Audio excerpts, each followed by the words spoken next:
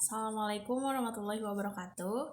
My name is Maria Kadi Sugandi, and now I want to explain about exploring drama. And the first, I want to explain about the story of drama. The term drama comes from action, Greek verb meaning to do or to act. And this is when it all began for the traditional. Nowadays, drama is normally associated with situation that include a conflict of emotion. Jadi istilah drama itu berasal dari kata kerja Yunani kuno yang artinya melakukan atau bertindak. Dan inilah saat semuanya dimulai untuk tradisi. Saat ini biasanya dikaitkan dengan situasi yang melibatkan konflik emosi. And the second is element of drama. Number one is setting. Where and when is the story set? Setting represent both the physical location but also the time. Example, past, present, future, and the social and cultural condition in the which the character exists. Jadi latarnya itu di mana dan kapan cerita itu dibuat. Jadi dalam latar tidak hanya mewakili lokasi fisik tetapi juga waktu seperti masa lalu, sekarang, dan masa depan. And number two is character. A person, an animal, or really anything personified. There can be main character or many, and often there are secondary character but not always. Jadi untuk karakter seseorang atau hewan ataupun yang dipersonifikasikan bisa ada satu atau banyak karakter utama dan seringkali ada karakter sekunder tapi tidak selalu ada. And number three is plot. The plot consists of the event that happened in the story. In a plot, you typically find an introduction, a rising action, a climax, the falling action, and resolution. Plot is often represented as a urge to learn about plot in detail. Read the article What is a Plot. Jadi plot terdiri dari peristiwa-peristiwa yang terjadi dalam cerita. Biasanya ada pendahuluan, aksi naik, klimaks, aksi jatuh, dan resolusi. And number four is conflict. Every story must be a conflict, a challenge or problem around which the plot is based. Without conflict, and the story will have no purpose or trajectory. Jadi yang keempat itu konflik. Setiap cerita pasti memiliki konflik, yaitu tantangan atau masalah yang menjadi dasar plot. And number five is them. Either belief, moral, reason, or insight. It is a central argument that the author is trying to make the reader understand. Them is the why of the story. Jadi tema itu ide, kekayaan, moral, pelajaran itu adalah argumen utama. Dan tema adalah mengapa dari cerita tersebut.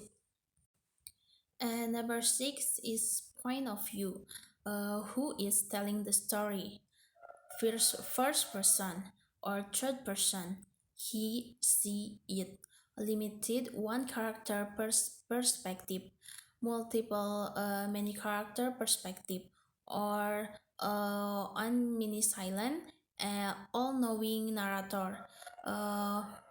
Second person, you, is not often used for writing story.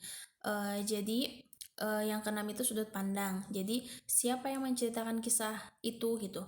Jadi ada orang pertama yaitu saya atau orang ketiga dia. Number seven is tone. The overall emotional tone or meaning of the story is happy, funny, sad, depressed. Tone can portray it in multiple ways. Took word and grammar choice the them imagery and description, symbolism, and the sounds of the word combination like rhyme, rhythm, musically. Jadi untuk Nada, keseluruhan nada emosional atau makna cerita, apakah senang, lucu, sedih, atau depresi gitu. And the last is style. This is how things are said. Word choice, sentence, structure, dialogue, metaphor, simile, hyperbole, style contributes significantly to tone. Jadi, untuk yang terakhir itu gaya. Jadi, beginilah perkataannya. Pilihan kata, struktur kalimat, dialog, metafora, simile, hiperbola, gaya kontribusi secara signifikan pada nada. And third is a benefit of using drama in EFL classroom. Owners and Barber, 1998, argued that drama is not only right technique to learn, but it's one of the ways that keep the lesson interesting because it attracts student attention so that they do not remain quickly seated. It also facilitates variation in the learning process since it can employ different learning styles, function, and group work forms. Jadi, Owners and Barber mengemukakan bahwa drama bukan satu-satunya teknik yang tepat untuk dipelajari, tapi merupakan salah satu cara yang membuat pelajaran tetap menarik perhatian siswa agar tidak tetap duduk diam. And the next is Clipson and Boyless, 1998, accentuated that through teaching English with drama mostly assigns listening and speaking. It also produces process related to writing and reading. It's short the employment of drama in the classroom provides that the student with our opportunity to learn by doing and experiencing rather than only insightive listening and reporting. Jadi Clipson and Boyles itu menekankan bahwa pengajaran adalah bahasa Inggris dengan drama sebagian besar membantu pendengaran dan berbicara. And the fourth or the last is technique of using drama in EFL class. Number one is drama game. A teaching approach games appropriate for every level and age. Braid and Phillips describe drama games as short activities that may have different objectives. They can be ice break or warm up activities. For example, student can play blind man drama game. Jadi pendekatan pengajaran permainan sesuai untuk setiap tingkatan usia. And number two is role play.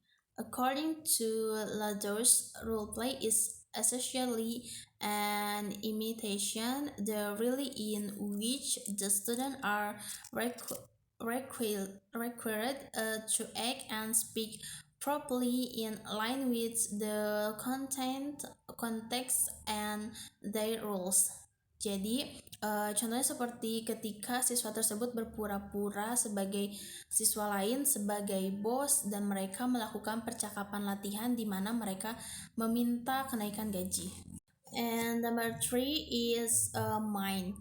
According to Jekyll, mime as a non-verbal reception of an idea or story through gesture, body movement, and expression. Jadi pada pantomim siswa menggunakan gerakan tubuh dan ekspresi untuk memerankan suatu cerita atau beberapa ide tanpa menggunakan kata-kata. And number four is simulation.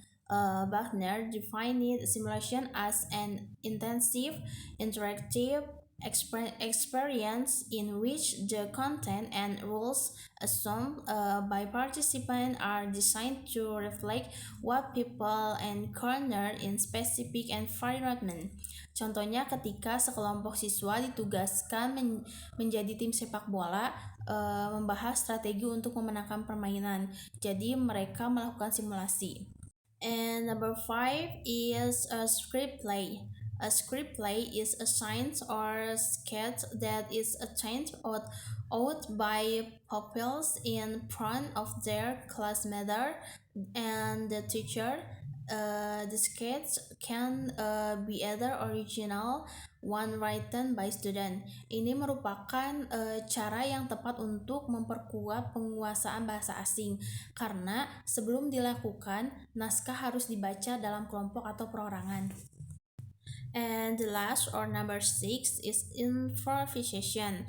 Improvisation is a spontaneous action without any script or rehearse with minimal instruction from work from the teacher. Dalam improvisasi, siswa menggunakan ide atau imajinasinya untuk berkolaborasi. Mereka juga didorong untuk berpartisipasi secara aktif. Okay, that's all for me. Thank you for your attention. Wassalamualaikum warahmatullahi wabarakatuh.